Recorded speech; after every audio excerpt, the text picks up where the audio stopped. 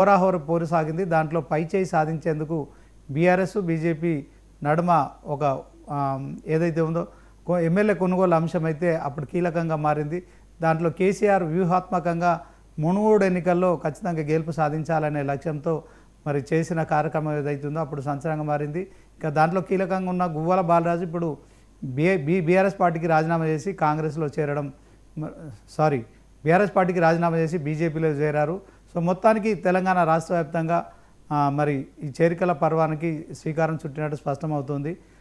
మరి BJP chief ఎన్ రామచంద్రరావు కూడా చెప్తున్నారు మరొక 5గురు కూడా బీజేపీలో చేరబోతున్నారు బీఆర్ఎస్ పార్టీ నుంచి. సో మొత్తానికి బీఆర్ఎస్ పార్టీలో మరి కొంత కుటుంబ కలహాల నేపథ్యం కావచ్చు, తర్వాత విచారణ పర్వం కావచ్చు, ఆ పార్టీని కొంత నైతికంగా దెబ్బతీస్తున్నట్టు స్పష్టమవుతుంది. ఇదే క్రమంలో మరి కొంతమంది ఆ దిశగానే అడుగులు వేస్తున్నట్టు కూడా తెలుస్తుంది.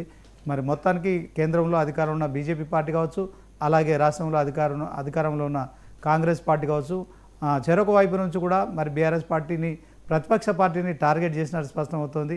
ఇదే క్రమంలో మరి ఇదే అంశంలో ఈరోజు special debate Guvvala Balaraju BRS పార్టీకి రాజీనామా చేసి బీజేపీలో చేరడాన్ని ఎట్లా చూస్తారని చెప్పి మరి మన డిబేట్లో స్టూడియోలో ఉన్నారు మరి డాక్టర్ వంశా తిలక్ గారు, BJP MLA contested candidate cantonment. So ఆయనతో ముందుగా మాట్లాడదాం. ఆ తర్వాత పావని గౌడ్ బీఆర్ఎస్ పార్టీ నాయకురాలు ఉన్నారు, బీఆర్ఎస్ పార్టీ నాయకురాలు కూడా పావని గౌడ్ ఉన్నారు. ఆ తర్వాత కోట్ల శ్రీనివాస్ కూడా మరి కాంగ్రెస్ నాయకులు జాయిన్ అవుతారు. ముందుగా వంశా తిలక్ గారితో మాట్లాడదాం. వంశా తిలక్ గారు నమస్తే అండి. నమస్కారం. పావని గారు మీకు కూడా గుడ్ ఈవినింగ్ అండి. గుడ్ ఈవినింగ్ అందరికీ. Good evening. సో వంశా తిలక్ గారు ఎట్లా చూస్తారు? అప్పుడు మునుగోడు ఉప ఎన్నికల్లో మీ ఓటమికి కారణమయ్యారని చెప్పి అప్పుడు 4 ఎమ్మెల్యేలను మీరు కొనుగోలు చేస్తున్నారని చెప్పి కావచ్చు, తర్వాత వాళ్ళందరూ కూడా మరి కేసీఆర్ పంపించిన వాళ్ళు బీజేపీ వాళ్ళతో కలవడం కావచ్చు, ఇట్లాంటి అంత చర్చ జరిగింది, ప్రచారం జరిగింది. అదే క్రమంలో ఇప్పుడు అతన్ని మీ బీజేపీ పార్టీలో తీసుకోవడం ఎట్లా చూస్తారు?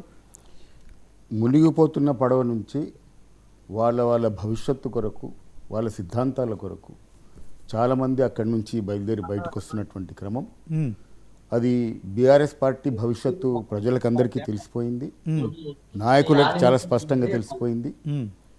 కుటుంబ కలహాలే కాదు, విచారణ మీరు చెప్పినట్టుగా విచారణ పర్వాలు కానీ లేకపోతే ఎట్లాగూ ఇప్పుడు మరి అరెస్ట్ అయ్యే పరిస్థితి కూడా ఉన్నది కాబట్టి సో అది మునిగిపోయేటటువంటి పడవ నుంచి ఎవరైతే వివేకవంతులు ఉన్నారో, ఆలోచన పరులు ఉన్నారో వాళ్ళు ముందుగానే వాళ్ళు సర్దుకోవడం జరుగుతుందని చెప్పి నేను భావిస్తున్నాను. ఓకే, అంటే వాస్తవానికి రాష్ట్రంలో అధికారంలో ఉన్న పార్టీలో జాయిన్ అయితే నిజంగా ఏదో ఒక నామినేటెడ్ పోస్టు, ఏదో ఒక పోస్ట్ వస్తుంది, పార్టీ పదవి ఏదో ఒకటి వస్తుంది.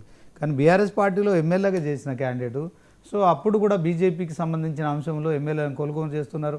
దేశవ్యాప్తంగా బీజేపీకి ఇది రొటీన్ అయిపోతుంది. తెలంగాణలో కూడా బీఆర్ఎస్ పార్టీని అస్థిరపరిచేందుకు బీజేపీ కుట్ర చేస్తుందని అప్పుడు బీఆర్ఎస్ ఆరోపించేది. అదే క్రమంలో ఈ 4 ఎమ్మెల్యేలను పంపడం కావచ్చు, తర్వాత వీళ్ళందరికీ బీజేపీ డబ్బులు ఇచ్చి బీజేపీ పార్టీలు చేర్చుకుంటున్నారు, తెలంగాణలో బీఆర్ఎస్ పార్టీని అస్థిరపరిచే కుట్ర చేస్తున్నారని అప్పుడు మరి బీఆర్ఎస్ వాళ్ళు ప్రచారం చేశారు.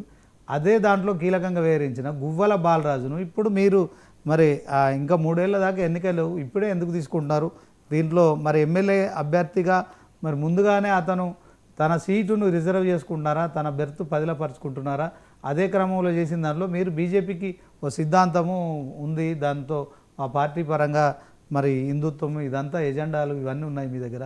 మరి ఇలాంటి వ్యక్తిని మీ పైన ఒక స్పైగా ఉపయోగపడ్డ క్యాండిడేట్ ఇతను. అప్పుడు మరి ఆ 4 ఎమ్మెల్యేలు ఇతను కూడా పోయిండు, ఇతనే నాయకత్వం వహించినట్టు కూడా అతను కూడా చెప్తున్నాడు. సో అప్పుడు ఏం జరిగింది? తేట తెల్లం కాలేదు. దాంట్లో కొంత ఇటు బీజేపీ వాళ్ళపై కేసులు కావడం కావచ్చు, 4 బీఆర్ఎస్ ఎమ్మెల్యేలు పోవడం కావచ్చు. దీన్ని మీరు ఎట్లా సమర్థించుకుంటారు? మొదటిగా అసలు అది ఫార్మ్ హౌస్ ఉదంతం మాత్రం ఒక అభియోగం మాత్రమే. దాంట్లో 100 కోట్ల రూపాయలని చెప్పారు, ఒక రూపాయి కూడా దాంట్లో ఇక్కడ పట్టుబడ్డట్టు విషయం లేదు.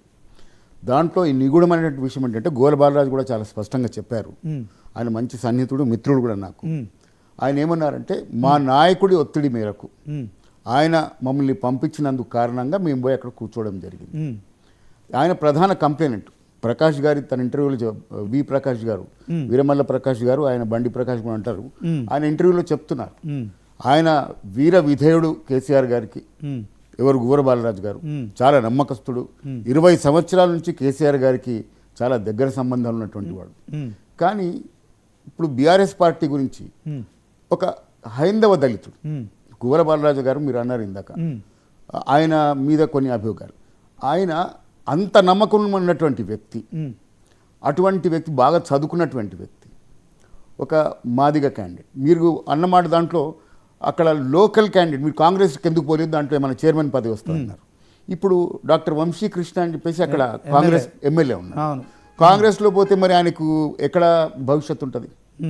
సో ఉన్న భవిష్యత్తు రాబోయేటటువంటి గెలిచేటటువంటి పార్టీని ఎవరైనా ఎన్నుకుంటారు. కాబట్టి 3 సంవత్సరాల టైం ఉందంటే మరి 3 సంవత్సరాల టైంలో ఇప్పటి నుంచే కదా మనం సంసిద్ధం చేసుకోవాలని చెప్పేసి అందుకోసమే గోవల్ బాలరాజు గారు వచ్చారని చెప్పి మేము అనుకుంటున్నాం. వంశతుల గారు వాస్తవానికి ఎన్నికల ముందు ఈ జంపింగ్ జిలానీల కథ నడుస్తుంది. ఇప్పుడు చాలా ఎర్లీగా పోవడం వెనుక ఏదైనా ఉందా? నిజంగానే బీఆర్ఎస్ పెట్టిన కేసు నుంచి బీజేపీ తప్పించుకోవడానికి మరి ముందుగా ఇతన్ని మరి తీసుకుంటున్నారా అని చెప్పి కూడా ప్రచారం జరుగుతుంది. చాలా అభియోగాలు ఉన్నాయి సార్. ఇప్పుడు ముఖ్యంగా ఇప్పుడు ఆన్గోయింగ్ చాలా ట్రెండింగ్లో ఉన్నటువంటి సబ్జెక్ట్ ఏంటంటే ఫోన్ ట్యాపింగ్ విషయం. ఫోన్ ట్యాపింగ్ విషయం ఇప్పుడు చాలామంది చెప్తున్నారు. ఫోన్ ట్యాపింగ్ విషయం సొంత కుటుంబ సభ్యుల మీదనే ఫోన్ ట్యాపింగ్ చేశారు. కవిత గారు కూడా చెప్తున్నారు. వాళ్ళ కుటుంబ సభ్యుల మీద, సొంత భార్య మీద, సొంత రక్త సంబంధికుల మీద ఫోన్ ట్యాపింగ్ చేసినటువంటి వ్యక్తులు మీరు కనుక గమనిస్తే ఆ ఫామ్ హౌస్ ఉదంతం ఏదో చర్చలు ఏదో మాట్లాడుతున్న దాంట్లో ఆ ఫోన్ ట్యాపింగ్ వల్లనే కదా ఆయన అన్ని సీడీలు తీసి జడ్జిలకు పంపడం, కేసీఆర్ గారు వీడియోలు సినిమాలు పంపించినటువంటి ఉదంతం. సో అది కూడా ఒక ఫోన్ ట్యాపింగ్ సాక్ష్యం అన్నట్టు మనం పరిగణించవచ్చు. సో ఇప్పుడు గువ్వల బాలరాజు గారు ఆ కేసులో కనుక నిజంగానే దాంట్లో బీజేపీ కనుక దోషి అయితే ఎక్కడ పోయినా సత్యం నిలబడుతుంది. సత్యమేవ జయతే అనేది మన భారతదేశం యొక్క స్లోగన్. ఎక్కడైనా నిలబడుతుంది. కానీ ఆయన చెప్తున్నాడు క్లియర్గా, ఒత్తిడి మా నాయకుడి ఒత్తిడి మేరకు, మేము చెప్పడం కాదు, వి ప్రకాష్ గారు చెప్తుండు. 20 సంవత్సరాలుగా చాలా నమ్మకస్తుడు. ఆయనతో పాటు ప్రయాణించినటువంటి వాడు. 2 సార్లు ఎమ్మెల్యే గెలిచినాడు, ఒకసారి విప్ కూడా చేసినాడు ఆయన. అటువంటి వ్యక్తి బయటకు వస్తున్నాడు. ఈ కుటుంబ సభ్యులైనటువంటి కూతురు, చాలా అత్యంత ప్రీతిపాత్రమైనటువంటి కూతురు బయటకు వస్తున్నట్టు క్రమంలో మరి బీఆర్ఎస్ పార్టీ ఎంత బీటలు వారింది, ఎంత మునిగిపోయే పడవలాగుంది. అది అటువంటి పరిస్థితులు చూసి ఇప్పుడు వి ప్రకాష్ గారు చెప్తున్నారు. ఒక అభియోగం ఏంటంటే దాంట్లో ఒక ఎక్స్ఎమ్మెల్యే పోయినారు. ఇప్పుడు 5 సిట్టింగ్ ఎమ్మెల్యే రాబోతున్నారని రామచంద్రరావు గారు కూడా చెప్పారు. సో సిట్టింగ్ ఎమ్మెల్యే అంటే మీరు అర్థం చేసుకోవచ్చు. సో వాళ్ళు కూడా మరి కాంగ్రెస్కి పోవచ్చు కదా? కాదు, వాళ్ళు బీజేపీకి వస్తారు. ఓకే, ఈ సిట్టింగ్ గురించి తర్వాత మాట్లాడదాం. ఇంకా వాళ్ళు ఎవరు వస్తారు అనే దాని మీద ఇంకా క్లారిటీ లేదు. ఓకే, మరి అనలిస్ట్ బండారు రామ్మోహన్ రావు గారు కూడా ఉన్నారు. Sorry to say good evening Rammohan Rao గారు. ఓకే, ఒకసారి పవన్ గారితో మాట్లాడదాం. ముందుగా పవన్ గౌడ్ గారు ఏం చెప్తారు? మీ బీఆర్ఎస్ పావా మరి మునిగిపోయే నావా అంటున్నారు. మరి డాక్టర్ వంశతిలక్ గారు ఏం చెప్తారు? మునిగిపోయే నావనా లేకపోతే 2 జాతీయ పార్టీలను ముంచే నావనా అనేది చూద్దాం, వేచి చూద్దాం. ప్రజలే న్యాయ నిర్ణేతలు, ప్రజలు అన్ని గమనిస్తూనే ఉన్నారు. అంటే తెలంగాణలో కేసీఆర్ గారికి, బీఆర్ఎస్ పార్టీకి, ఆనాటి టీఆర్ఎస్ పార్టీకి ఇలాంటి తప్పలేదు, ఈనాటి బీఆర్ఎస్ పార్టీ కూడా తప్పుతలేదు. వీళ్ళందరూ పోయేది కూడా రాజకీయ కోసం, లేకపోతే వాళ్ళ భవిష్యత్తు కోసం, లేకపోతే వాళ్ళు ఏదన్నా కాంట్రాక్టులు పొందడం కోసం, లేకపోతే వాళ్ళ ఆస్తుల కోసం పోతున్నారు తప్ప రేపు రాబోయే భవిష్యత్ తరాలకు రాజకీయాలు ఈ విధంగా ఉంటాయి అని చూపించే నీచ సంస్కృతిని చూపిస్తున్నారు తప్ప వాళ్ళతోటేది అయ్యేది ఉండదు, పోయేది ఉండదు. గువ్వల బాలరాజు శకం అనేది ముగిసిన శకం రాజకీయాలలో. రాజకీయాలకు తీసుకొచ్చి ఓనమాలు నేర్పించి సమాజానికి ఈయన ఒక వ్యక్తి అని గుర్తింపునిచ్చి ఎమ్మెల్యేని చేసి, ఎంపీ టికెట్ ఇచ్చి ఓడిపోయినా కూడా మళ్ళీ ఎమ్మెల్యేని చేసి, మళ్ళా తర్వాత ఎమ్మెల్యేని చేసిన తర్వాత ఇప్పుడు ఓడిపోయిన తర్వాత విప్పించిన తర్వాత కూడా అంటే తల్లిపాలు దాగి రొమ్ము గుద్దే రకాలు వీళ్ళందరూ. ఏదైతే రాజకీయ భవిష్యత్ ఇచ్చిందో వాళ్ళకు, ఆ పార్టీకి రొమ్ము గుద్దుతున్న రకాలు వీళ్ళు. వీళ్ళ గురించి ఎంత తక్కువ చర్చలు జరిపితే అంత మంచిది. వాషింగ్ పౌడర్ నిర్మాలు దేశ రాజకీయాల్లో బీజేపీ ఏం చేస్తుందో కేసులు వేసి వాళ్ళ పార్టీలకు ఏ విధంగా తీసుకుంటున్నారో క్యాండిడేట్లను, కొంతమంది అభ్యర్థులను, సీఎం రబీష్, సుజనా చౌదరి ఇలాంటి వాళ్ళని చూస్తున్నాము, మనం చూస్తూనే ఉన్నాము. మతతత్వ పార్టీ అని చెప్పిన పార్టీకి గువ్వల బాలరాజు పోయిందంటే మరి దేనికి సంకేతమో ఆయననే చెప్పాలి. గువ్వల బాలరాజు పోవడం వల్ల మా క్యాడర్ పోయింది, ఏదో శూన్యంలో పడ్డామని మేము చింతిస్తలేము. ఇలాంటి వాళ్ళు అందరూ పోతేనే కొత్త రక్తం వస్తది. ఇంకా చాలా మందిని పోవాలని కోరుకుంటున్నాం. వీళ్ళ వల్లనే కేసీఆర్ గారు ఓడిపోయినరు. వీళ్ళకున్న నీచమైన ఏదైతే ఉన్నదో అక్కడ నెగిటివ్, అదంతా కేసీఆర్ గారికి పడడం వల్లనే వాళ్ళు ఓడిపోవడం జరిగింది. ఇందాక చెప్తున్నారు ఇందాక అన్నగారు చెప్పిండ్రు, రామచంద్ర అన్నగారు చెప్పిండ్రు భవిష్యత్తు ఫోన్ ట్యాపింగ్ ఏదేదో అని మాట్లాడుతాండ్రు. ఫోన్ ట్యాపింగ్ గురించి మా కరీంనగర్ ఎవరైతే ఉన్నారో ఆయనని కేంద్ర మంత్రి ఎంపీ చేసి తెలంగాణ కేంద్ర మంత్రిని చేసి పార్లమెంట్ లో ఐటమ్ నెంబర్ 6 అనేసి ఏదైతే తెచ్చుకుంటాడో బిరుదులు, ఆయన కూడా రోజు ఫోన్ ట్యాపింగ్ అని మాట్లాడుతాడు. ఇవన్నీ నిరాధారమైన ఆరోపణలు. కేసీఆర్ గారిని ఇంకా ఏ విధంగా బదనాం చెయ్యాలి అని చూసే ఆరోపణలు మాత్రమే. కాళేశ్వరం ప్రాజెక్ట్ అన్నారు, ఈ ఫార్ములా అన్నారు, ఇప్పుడు ఫోన్ ట్యాపింగ్ అంటున్నారు. దీని వల్ల అయ్యేదేది లేదు, పోయేదేది లేదు. తెలంగాణ సమాజం అన్ని గమనిస్తూనే ఉన్నది. ఇవన్నీ అభియోగాలు మోపడం వల్ల కేసీఆర్ గారు ఏదో తగ్గిపోతారు, బీఆర్ఎస్ పార్టీ ఏదో మునిగిపోతది అనుకోవడం కుసంస్కారం మాత్రమే. తెలంగాణ కోసం పుట్టిందే టిఆర్ఎస్ పార్టీ, తెలంగాణను అభివృద్ధిలో ముందుకు నిలిపిందే టిఆర్ఎస్ పార్టీ, బీఆర్ఎస్ పార్టీ. ఇప్పుడు బీఆర్ఎస్ పార్టీకి ఆటుపోట్లు ఏం తక్కువ కాదు. ఇవి మేమైతే పోవడము శుభ సూచకం అనుకుంటున్నాం. ఈయనకు ఆయన ఇందాక మన అధ్యక్షుల వారు, బీజేపీ అధ్యక్షుల వారు జాయినింగ్ సమయంలో గువ్వల బాలరాజు గారి గురించి కూడా కొన్ని ఆనిముత్యాలు మాట్లాడడం కూడా జరిగింది. ఏమన్నారు? సాధారణ మెంబర్షిప్ ఇస్తానం, 100 మందిని జాయిన్ చేస్తేనే యాక్టివ్ మెంబర్షిప్ ఇస్తాము అని చెప్పారు. అంటే గువ్వల బాలరాజు పోవడం వల్ల ఒక 100 మంది కార్యకర్తలు కూడా పోలేదు అనేసి బీజేపీ అధిష్టానమే సంకేతాలు ఇచ్చింది. ఇక 100 మందిని కూడా తీసుకుపోనైన గురించి చర్చలు పెట్టుకోవడము, ఇది ఇంకొకటి. ఇలాంటి వాళ్ళ గురించి ఎంత తక్కువ చర్చించుకుంటే అంత మంచిదండి. వాళ్ళు ముగిసిన శకాలు. ఎక్కడి నుంచి పోటీ చేసినా కూడా ఆయనను ఓడగొడతాము. మేము ఎంబడివాడు ఓడగొట్టమండి. ఆ నియోజకవర్గంలో ఉన్న ప్రజలే ఆయనను వెంబడించి మరి ఓడగొడతారు. వాళ్ళు ఏదో సమావేశం పెట్టుకుంటే అన్నా కాళ్ళు మొత్తమే సాధారణ కార్యకర్తల పరిస్థితి.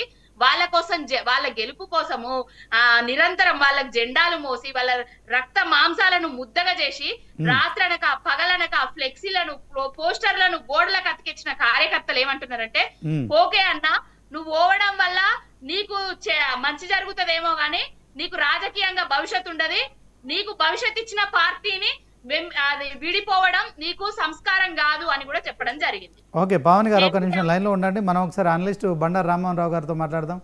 బండారు రామ్మోహన్ గారు చెప్పండి. శ్రీనివాస్ గారు ఎట్లా చూస్తారు సార్ ఈ పరిణామాలన్నింటినీ? అప్పుడేదో మరి మున్గోడు ఉప ఎన్నికల్లో 100 కోట్లకు 4 ఎమ్మెల్యేలు అమ్ముడు పోతున్నారు.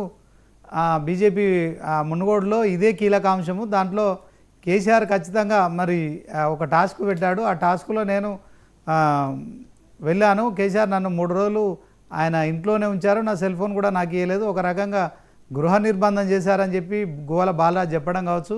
ఇప్పుడు ఆయనే మళ్ళీ ఏదైతే బీజేపీకి సంబంధించిన పార్టీ మారడానికి 100 కోట్ల రూపాయలు తీసుకున్నాడని జరిగిన ప్రచారం కావచ్చు, ఆయనే ఇప్పుడు బీజేపీ పార్టీలో పోవడం కావచ్చు. వాస్తవానికి అప్పుడేం జరిగింది, ఇప్పుడేం జరుగుతుంది? గువ్వల బాలరాజునే ముందుగా బీజేపీ టార్గెట్ చేయడం ఆంతర్యం ఏంటి చెప్పండి సార్. శ్రీనివాస్ గారు మీకు అట్లాగే పవన్ గౌడ్ గారికి, తిలక్ గారికి నాకు 99 ప్రేక్షకుల నమస్కారం. వలువలు ఉన్న రాజకీయాల్లో ఏది మాట్లాడినా కష్టమే. ఎందుకంటే అందరూ ఇలా పాపం తలా పెట్టుకోరు, ఎవరు పత్తిత్తులు గారు.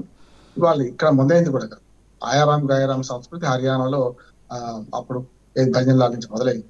తర్వాత బహుగుణ ఇవన్నీ చూస్తే దేశవ్యాప్తంగా మొదట్లో ఆయారాం గాయారాం సంస్కృతి మొదట్లో కాంగ్రెస్ లో ఉండేది. ఆ తర్వాత జనతా పార్టీ వచ్చిన తర్వాత మళ్ళీ బీజేపీ వచ్చిన తర్వాత కొంతవరకు తగ్గిన బీజేపీలో లేకపోయినా ఈ మధ్యన ఇంతకుముందు పవన్ గౌడ్ గారు అన్నట్లు చాలా రాష్ట్రాల్లో జరుగుతుంది, ఇప్పుడు ఇదే జరుగుతుంది. వాషింగ్ పౌడర్ నిర్మాణ పథకాలు వస్తున్నాయి కాదంటే. కాబట్టి కొంచెం ఇంకా పూర్తిగా వలవలు కూడకుండా మాకు రాజీనామా చేసి వస్తేనే మేము పాటిస్తాం, మంచి రాజగోపాల్ రెడ్డి గారు చేసుకున్నా, ఇతరతలు చేసుకున్నా కొంత పాటించే ప్రయత్నం చేస్తున్నారు వాళ్ళు. తెలంగాణలో 3 ముక్కలాట నడుస్తుంది శ్రీనివాస్ గారు. 3 పార్టీల 3 ముక్కలాట నడుస్తుంది. ఒక 2 జాతీయ పార్టీలు కలిసి ఒక ప్రాంతీయ పార్టీని ఖచ్చితంగా దెబ్బతీసే ప్రయత్నం చేస్తున్నారు కాదండి. ఎందుకంటే దక్షిణ భారతదేశంలో కానీ అటు పక్కన మాకు కొంచెం పశ్చిమ బెంగాల్ నుంచి కానీ ఒక 9 రాష్ట్రాల్లో ప్రాంతీయ పార్టీలు బలంగా ఉన్నాయి. ఇవాళ ప్రాంతీయ పార్టీలకు ధీటుగా ఈ 2 రాజకీయ పార్టీలు బీజేపీ కానీ కాంగ్రెస్ కానీ ప్రయత్నం చేస్తూ ఒక్కొక్కటి ఓడిస్తుంటూ వస్తున్నది. తెలంగాణ రాజకీయాలు మాత్రం వర్గ రాజకీయాలు ఉంటాయి, కుల రాజకీయాలు ఉండవు, మత రాజకీయాలకు అంతకంటే ఉండేయని నేను అంటున్నాను. బీజేపీకి మొదటి నుంచి పట్టుంది. బీజేపీకి తెలంగాణలో లేకుండా ఎట్లా ఉన్నది? గతంలో సికింద్రాబాద్ పార్లమెంట్ సీట్లు దత్తాత్రేయ గారి నుంచి మొదటి దినసాయి రెడ్డి గారిని చూసుకుంటే ఉన్నది. కరీంనగర్ లో కానీ వరంగల్ లో కానీ బీజేపీ అప్పుడు కూడా బలంగానే ఉంది కాదంటలేదు. కానీ ఇప్పుడు ఈ పార్టీ ఓడిపోయిన తర్వాత ఈ మూడు ముక్కలాట్లో వాళ్ళిద్దరు ఒకటని వీళ్ళిద్దరు ఒకటని వాళ్ళు ప్రజలతో మైండ్ గేమ్ ఆడుతున్నారని అంటున్నాను. ఇవాళ కాంగ్రెస్ బీజేపీ ఒకటని బీఆర్ఎస్ అంటది, బీఆర్ఎస్ కాంగ్రెస్ ఒకటని బీజేపీ అంటది, కాదు బీజేపీ బీఆర్ఎస్ ఒకటని కాంగ్రెస్ అంటది. మొత్తం మీద మూడు ముక్కలాట మాత్రం నడుస్తూనే ఉంటాయి. ఇవాళ ఫిరాయింపుల విషయానికి వస్తారా, ఏమంటున్నాను మొన్న మీరు అన్నట్టే ఇప్పుడు ఆ ఏదైతే ఫామ్ హౌస్ కేసులో రైతురెడ్డి ఫామ్ హౌస్ కేసులో కీలకంగా వ్యవహరించిన బాలరాజు గారు ఆనాడు మరి ఫోన్ ట్యాపింగ్ లో మొట్టమొదటి కేసు అనుకుంటున్నాను నేను, ఎందుకంటే ఫోన్ ట్యాపింగ్ జరిగిందని చెప్తున్నారు కదా, అందులో అక్కడ ఏం జరిగిందో తెలుసుకోవడానికి ఫోన్ ట్యాపింగ్ ఉపయోగపడదని నేను అంటున్నాను. అసలు ఫోన్ ట్యాపింగ్ అనేది ఇది లీగల్ గా కరెక్ట్, లీగల్ గా ఎప్పుడు ఎవరు చేసినా పెద్ద తప్పు లేదు. ఎందుకంటే నేను న్యాయవాదిగా చెప్తున్నాను, లీగల్ ఫోన్ ట్యాపింగ్ ఉంటది, దానికి పద్ధతులు ఉన్నాయి. హోంశాఖ కేంద్ర హోంశాఖ అనుమతులు ఇవ్వాలి, ఇక్కడ నుంచి దిశలో పంపాలి. కానీ చూస్తున్నాం కదా, నేను బండి సంజయ్ గారు అక్కడ సాక్ష్యం ఇస్తే ఏమన్నారు ఆయన, ఏదైతే మా పేరు కూడా మావోయిస్టు వాళ్ళకి తెచ్చిందండి. బీజేపీకి మావోయిస్టుకి ఏమైనా సంబంధం ఉంటుందా? కానీ తీవ్రవాదులు అంటే మత తీవ్రవాదము లేకుంటే వామపక్ష తీవ్రవాదులుగా చిత్రించే చాలా మంది రాజకీయ నాయకులను ఫోన్ ట్యాపింగ్ చేశారు. అంటే చూసి రమ్మంటే కాల్చి వచ్చినట్టు కేసీఆర్ చెప్పిండా, కేటీఆర్ చెప్పిండా, ఈ తర్వాత సంగతి. కానీ మధ్యలో ఫోన్ ట్యాపింగ్ జరిగిన మాట వాస్తవం. సెలబ్రిటీస్ ఇతరత్ర రకరకాల రంగాలు, రియల్ ఎస్టేట్ కానీ ఇతరత్ర రంగాల మీద చేశారు, రాజకీయ పార్టీల మీద కూడా చేశారు. అది స్పష్టంగా హరీష్ రావుది కవితది కూడా ఫోన్ ట్యాపింగ్ జరిగిందని బండి సంజయ్ గారు పెద్ద ఆరోపణ చేస్తున్నారు. సరే కేటీఆర్ లీగల్ నోటీస్ పంపుతాను, అది సంగతి. ఇప్పుడు ఈ ఫిరాయింపుల దగ్గరకు వస్తాను. ఇప్పుడు ఏమవుతుందంటే కొంచెం మెల్లమెల్లగా ఢిల్లీ రాజకీయాల్లాగా పోతుంది అని నేను అనుకుంటున్నాను. అంటే ఏమవుతుందంటే ఢిల్లీలో పార్టీ వీక్ ఉన్నది, జాతీయ పార్టీలో కాంగ్రెస్ లేదు. కానీ మొన్న తీర్పు ఏమి ఇచ్చారు, 2 సార్లు గెలిచిన 3 సార్లు హ్యాట్రిక్ కొట్టిన, మొదటిసారి 49 రోజులు ఉన్నా కూడా ఆమ్ ఆద్మీ పార్టీని ఓడించి మన బీజేపీని అక్కడ గెలిపించారు ఢిల్లీలో. ఇక్కడ కూడా ఏంటంటే ఒకసారి కాంగ్రెస్ ను చూసినాం చాలా రోజుల తర్వాత, బీఆర్ఎస్ ను చూసినాం, మరొకసారి బీజేపీ చూస్తే నష్టం ఉందని ఆ వైపు పోతున్న ప్రజలని మాట వస్తుంది. ఎందుకంటే చూస్తున్నారు కదా, 2019 పార్లమెంట్ ఎన్నికల్లో 4 స్థానాలు గెలిచిన బీజేపీ డబుల్ అయింది, ఇక్కడ 8 స్థానాలకు వచ్చింది మొన్న 2024 పార్లమెంట్ ఎన్నికల్లో. అట్లాగే అంతకుముందు 5 సీట్లు, తర్వాత 1 సీటుకు వచ్చిన రాజసింగ్ ఒకటి గెలిచారు 2018లో అసెంబ్లీలో. మరి మొన్న మళ్ళీ 8 అదృష్టంగా ఎంకే ఉన్నట్టుంది బీజేపీకి. ఎందుకంటే ఆంధ్రప్రదేశ్ లో 8 మంది ఎమ్మెల్యేలు, ఇక్కడ 8 మంది ఎమ్మెల్యేలు, ఎంపీలు కూడా 8 మంది అయ్యారు. కనుక ఇప్పుడు కొంచెం ప్రజల మూడు ఎట్లా ఉంటది అంటే, ఈ 2 పార్టీలను చూసినాం కదా, ఒక పార్టీని చూద్దాం మరోసారి అనే మూడు పోతుందా అని ఇట్లాంటి వాళ్ళందరూ. ఇప్పుడు 3 చేపల కథ ఉంది కదా, మనకు మందబుద్ధి చేప అక్కడే ఉండిపోతుంది. వీళ్ళందరూ తెలివి కలవాడు దొరుకుతుంటారు, కానీ తెలుగు కళ్ళ వాళ్ళందరూ ప్రతిసారి రాజకీయాలు క్లిక్ కావని లేదు. ఇంతకుముందు పవన్ గౌడ్ గారు అన్నారు కదా, ఆయన పోతే అక్కడ ఏం జరుగుతుందో తెలియదు కదా. కనుక ఇంకోటి జరుగుతుంది ఏంటంటే, ఇప్పుడు కాంగ్రెస్ లో ఫుల్ అయిపోయింది, సీట్లు ఫుల్ అయిపోయింది, పోయిన వాళ్ళకే దిక్కులేదు. 10 మంది ఎమ్మెల్యేలు పోతే వాళ్ళు దేవునికి అనుమాన ఏ పార్టీలో ఉన్నామని ఇంకా చాలా చెప్పలేకపోతున్నారు. కనుక పోయిన వాళ్ళకి దిక్కులేదు, కొత్త వాళ్ళకి ఏముంటది మాజీ మరి అంటే ఎవరి విలువ వాళ్ళకే ఉంటది కదా. తమ నిలవలు తప్పిన తమ మిత్రులు శత్రువుల గదరాకపోతే సుమతి సర్కారు ఎప్పుడు చెప్పింది. కనుక బాలరాజు గారు ఇక్కడికి పోయి కొత్తగా బాగుకునేది ఏముండదు, ఇక్కడ ఇప్పుడు ఉండి కూడా ఇందులో చేసేది కూడా ఏముండదు అనుకుంటున్నట్టున్నాడు. కానీ మొన్న బయటపడ్డది ఏంటంటే, ఆనాటి ఫామ్ హౌస్ కేసులో జరిగిన నిజాలు కొన్ని బయట పెట్టుస్తున్నారు. ఎందుకంటే ఆయననే బలిపశం చేశారని అనిపించవచ్చు. ఇప్పుడు బీజేపీలో పోయి కూడా కొత్తగా చేసేది ఏం లేదు. కాకపోతే తిలక్ గారు అన్నట్టు 3 ఏళ్ల టైం ఉంది కదా, ఈ 3 ఏళ్లలో బీజేపీని బలోపేతం చేసే ప్రయత్నం చేస్తాడు, తన స్థానాన్ని పటిష్టపరచుకుని చేస్తాడు. ఇప్పుడు దళితుల విషయంలో ఈ వీళ్ళ విషయంలో మనం అంటున్నాం కానీ, రాజగోపాల్ రెడ్డి కానీ, కోమటిరెడ్డి వెంకటరెడ్డి కానీ, కాంగ్రెస్ పార్టీలో వాళ్ళ గురించి మనం ఎంతవరకు మాట్లాడుతున్నాం మనం. నా ఉద్దేశం అంటే, వీళ్ళందరూ మంత్రి పదవి కోసం డైరెక్ట్ గా పోటాపోటీ మాట్లాడుకుంటున్నారు కదా కాంగ్రెస్ పార్టీలోనే. కనుక అంటే చెడు యువకుడు, మంచి భావాలు గలవాడు గువ్వల బాలరాజు. ఇప్పుడు ఇవాళ నిన్నటిదాకా మంచోడైనట్టు మంచోడైన బాలరాజు రేపటికల్లా చెడ్డోడు ఎట్లయితారు, బీఆర్ఎస్ కూడా కావద్దు. నా ఉద్దేశం ఏంటంటే, ఆయన కూడా కేసీఆర్ మీద ఆరోపణలు చేస్తలేడు, తండ్రి లాంటి వాడు అన్నాడు. నిన్న మనం మాట్లాడిన సంగతి చూసినాం కదా, వెంటనే మనం పోనీయండి, ఆయన భవిష్యత్తు ఏముంది ఆయన చూసుకొనియండి. ఇప్పుడు రామ్మోహన్ గారు ఇప్పుడు కేవలం న్యూస్ రీల్ మాత్రం చూపెడుతుంది బీజేపీ, ముందు ఉన్నది అసలు సినిమా. మీరు అసలు టాపిక్ మాట్లాడుకున్నా, మనం బాలరాజు క్యారెక్టర్ గురించి మాట్లాడుకో, రాజకీయ నాయకులు అంటే పార్టీలు మారుతారు.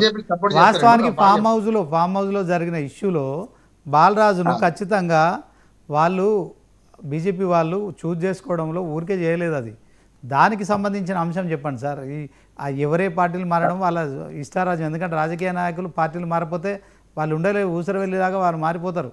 దాని గురించి కాదు, ఆ ఫామ్ హౌస్ ఇష్యూలో ఫామ్ హౌస్ కేసులో ఆ ఎపిసోడ్ లో దొరికిపోయిన దొంగలు అంటున్నాను.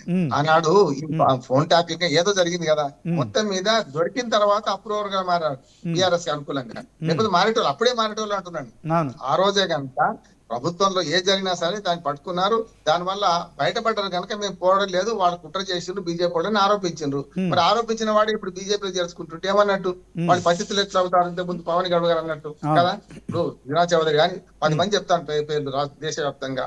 వాళ్ళు పార్టీలు జరిగితే మంచివాడు, పార్టీలు జరిగితే చెడ్డవాడు ఎట్లా అవుతారో, మన పార్టీలో మొన్నటి దాకా ఉన్నవాడు మంచివాడు ఎట్లా అవుతాడు, మన పార్టీ నుంచి మారంగా చెడ్డవాడు కూడా కావద్దు అంటున్నాను. మంచి చెడ్డ వాళ్ళకి రాజకీయ బీజేపీ సార్ ఇప్పుడు బీజేపీ తలుచుకుంటే ఒక మాట సార్, ఫామ్ హౌస్ కేసులో ఉన్న 4 కీలకమైన వ్యక్తులు పోతారా? నిజంగానే రామచంద్రరావు గారు అన్నట్టు మరొక 5 ఎమ్మెల్యేలు పోతారా అంటే పోరం. మిగతా 5 సిట్టింగ్ ఎమ్మెల్యేలు పోరు. ఇప్పుడు పోయిన వాళ్ళకి దిక్కులేదు కదా, ఇక్కడ పోతే కొత్తగా వచ్చేది ఏముంది? ఇంకోటి సిట్టింగ్ ఎమ్మెల్యేలు చేర్చుకునే పద్ధతి మాత్రం లేదు బీజేపీకి ఇప్పటికైతే. ఇప్పుడు సిట్టింగ్ ఎమ్మెల్యేలు చేసుకుని రాజీనామా చేసి రమ్మంటారు, ఉప ఎన్నికలు రావాలి కదా. బీజేపీ అయితే మాజీ చేర్చుకోవడం పెద్ద తప్పు కాదు, కానీ ఒకవేళ సిట్టింగ్ ఎమ్మెల్యేలు కనుక బీజేపీ చేర్చుకుంటే కాంగ్రెస్ కు బీజేపీకి ఏం తేడా ఉంటుంది? దొందు అవుతాయి కదా అప్పుడు. కనుక బీజేపీ వాళ్ళు నాకు తెలిసి సిద్ధాంత రాజకీయాలలో ఇప్పుడున్న బీఆర్ఎస్ ఎమ్మెల్యేలు చేర్చుకోరంటున్నాను. ఇక ఉన్న వాళ్ళు పోయిన వాళ్ళు ఎట్లా ఉన్నా ఇంకొక 3 ఏళ్ల దాకా ఢిల్లీ బహుదూర 3 ఏళ్ల దాకా ఎన్నికలు లేవు. ఎన్నికలప్పుడు మీరు అన్నట్టు ఇంతకుముందు చెప్పారు కదా శ్రీనివాస్ గారు, ఎన్నికలప్పుడు చేర్పులు మార్పులు చాలా ఉంటాయి. అప్పుడు పెద్ద ఎత్తున ఫిరాయింపులు ఉండొచ్చు కూడా. కానీ అప్పటికల్లా పరిస్థితులు ఒకే విధంగా ఉండేది శ్రీనివాస్ గారు. ఎప్పుడు కూడా రాజకీయాలు సోషల్ కెమిస్ట్రీ. హెచ్ఓటు ఎట్లా అవుతుంది అనేది మనం కెమిస్ట్రీలో చెప్పొచ్చు, కానీ సోషల్ కెమిస్ట్రీలో చెప్పలేం. ఏ పార్టీని ఎప్పుడు గెలిపిస్తారు, ఏ పార్టీని ఎప్పుడు దించుతారు, కరుగాల్చి వాద ఎప్పుడు పెట్టాలో అందరికి తెలుసు కదా. కనుక ప్రజల న్యాయ నిర్ణేతలు కనుక ఈ ఫిరాయింపులు ఇవన్నీ కూడా తాత్కాలికమే. రేపు వచ్చే ఎన్నికల కన్నా ముందు జరిగే రాజకీయాలు ఏవైతున్నాయో దానిలో ఈ 3 ముక్కల ఆటలో బీజేపీ కొంత లాభం పొందే అవకాశం ఉంది అంటున్నాను. ఎందుకంటే కాంగ్రెస్ ఉన్న 100 దాకా 10 ఏళ్ళు బీఆర్ఎస్ ఉన్న కేంద్ర ప్రభుత్వంతో పంచాయతీ పెట్టుకున్నట్టే ఉన్నది కదా. వాళ్ళు కూడా ఏం చేయలేదు మనకు. తెలంగాణకు అసలు బీజేపీ చేసిన శూన్యం అంటున్నాను నేను. కానీ ఇప్పుడు ఏమైంది, కొన్ని పనులు సాధించుకోవాలంటే డబుల్ ఇంజన్ సర్కార్ అని వాళ్ళు అంటున్నారు. ఉదాహరణకు త్రిపుల్ ఉన్నది 2016 నుంచి నాంతుంది. కేసీఆర్ గారు ఏం చేసిండు ఏం చేయలేదంటే ఇప్పుడు 19 ఏళ్ళు గడిచిపోయింది. 9 ఏళ్ల తర్వాత ఎక్కడ వేసిన గొంగళి అక్కడే ఉంది కదా త్రిపుల్. కోమటిరెడ్డి వెంకరెడ్డి గారు ఏమంటున్నారు, పోయి నేను అక్కడ మాట్లాడతా మా ప్రధానమంత్రిని కలుస్తా అంటున్నాడు. అంటే 9 ఏళ్ల తర్వాత కూడా భూసేకరణ కూడా పూర్తి చేయని పరిస్థితిలో ఉంటే మరి వాళ్ళ వైఫల్యమా వీళ్ళ వైఫల్యమా? అంటే వీళ్ళు 18-20 ఏళ్ళ ఇది వీళ్ళు వచ్చి కాంగ్రెస్ పార్టీ వచ్చి, అంతకుముందు అయితే 10 ఏళ్ళు వాళ్ళ అధికారులు ఉన్నారు కదా, ఏమి చేయలేనట్టే కదా. ఇటువంటి పనులు ఏమైనా సాకారం చేసుకుంటే బీజేపీకి ఓట్లేస్తారని అనుకుంటున్నారు. కానీ బీజేపీకి హెచ్చరిక ఏంటంటే మీరు అయ్యో వచ్చేదాకా అమావాస్య ఆగదు. రేపు పొద్దున మేము వచ్చినాకనే చేస్తామంటే ఓట్లేయారు ప్రజలు.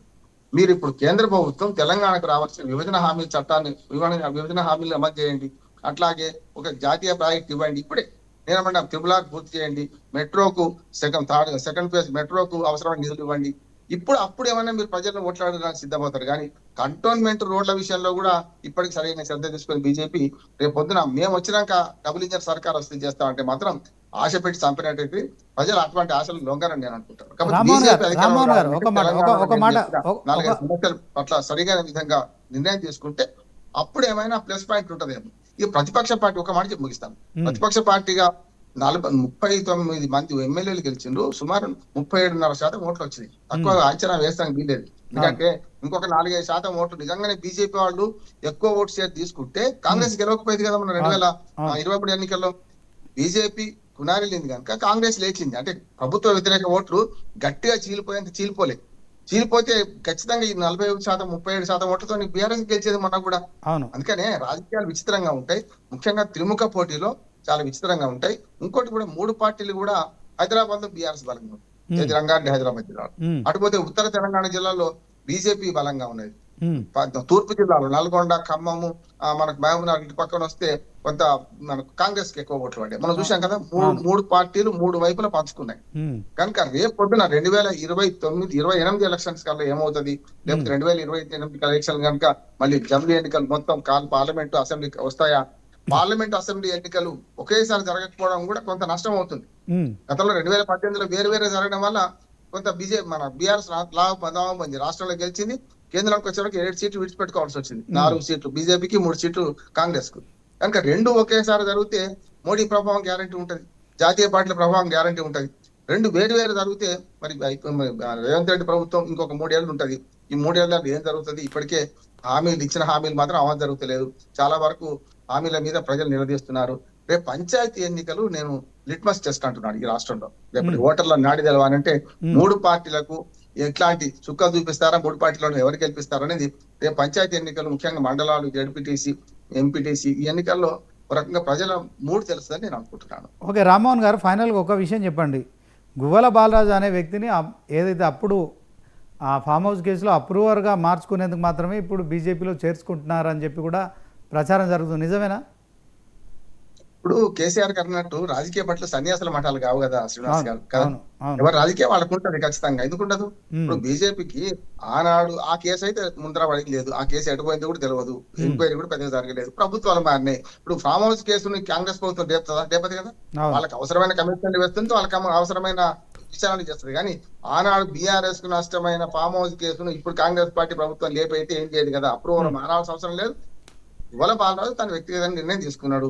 ఆయన వెంబడి ఇంతకుముందు కవిత మన పవన్ గారు అన్నట్లు 100 మంది పోతే ఆయన చెప్పింది మనకు తెలియదు కదా. బీజేపీలో కొంచెం సిద్ధాంతమైన రాజకీయాలు ఉంటాయి, 100 మంది క్రియాశీల కార్యకర్తలు చేస్తేనే నీకు పార్టీలో పూర్తి సభ్యత్వం ఇస్తా ఉంటున్నారు.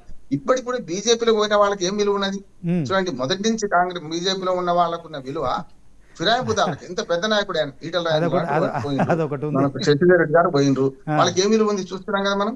అందుకని ఏమంటారు అంటే బీజేపీలో కట్టర్ హిందూ RSS బేస్ ఉన్న పాత నాయకత్వానికి మంచి మద్దతు చేస్తున్నారు, అది కరెక్ట్ అంటున్నాను, దాన్ని తప్పంటలేదు. రామచంద్రరావు గారికి మన బీజేపీ అధ్యక్ష పదవి ఇచ్చిందంటే చాలా నిర్ణయం మంచి తీసుకున్నారు.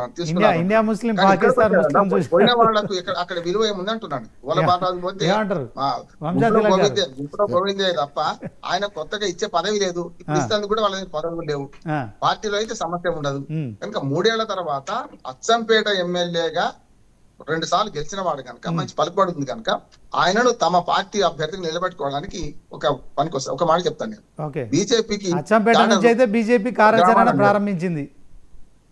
బీజేపీకి పెద్ద ఏంటంటే క్యాండిడేట్స్ లేరు, పార్టీ సిద్ధాంతం ఉన్న చాలా చోట్ల క్యాండిడేట్స్ లేరు, అంటే గెలిచే క్యాండిడేట్ లేరు.